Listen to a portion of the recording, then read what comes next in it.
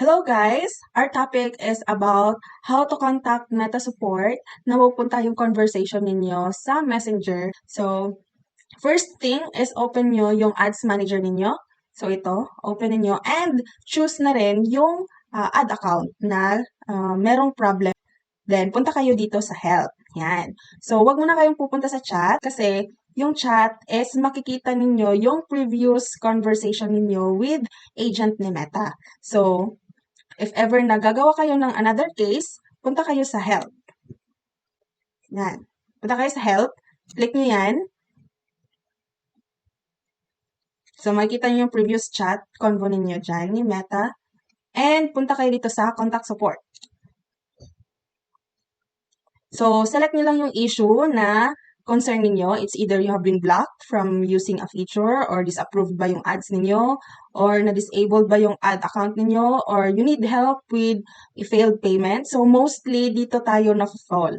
And you think that someone accessed your business without your permission and other issues as well. So, let's try kasi dito maraming nagkaka-problem sa payment. Click nyo lang yon and hanapin nyo kung ano yung ad account na nag-failed. For example is, dito sa akin, since this is Rhea 2, so hanapin ko yung Rhea 2 dyan. Click ko yan, contact support. Yan, hanapin nyo yung contact support. So, merong iba, sample ito, meron ako dyang other payment which is failed, pero bayad na yan. So, hanapin nyo lang itong contact support. Lahat is, hanapin nyo lahat ng contact support. Yan, chat. So, message nyo lang, ilagay nyo dito yung message nyo or your concern para if ever napapasok si agent, mababasa niya kung ano yung concern nyo at ma-address niya agad. So, like ganito. Wala. Hi, Meta. Yan. I have a problem paying my balance or billing. Yan. I called the bank already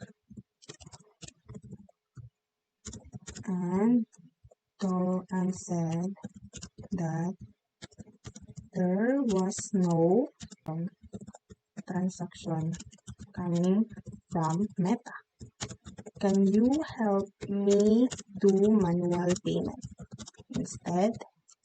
So, meaning, nagpapatulong tayo kay Meta na mag-manual payment. Okay? Pero make sure nyo lang na merong laman yung card nyo. Is it credit card or debit card or GCash or mga ganyan. Make sure nyo na merong funds. So, lagyan nyo rin siya ng screenshot or video nung nag-failed na payment method ninyo. Ilagay nyo rin yung phone number ninyo kasi tatawag dyan yung agent para ma-instructan kayo ano yung gagawin. Ganon.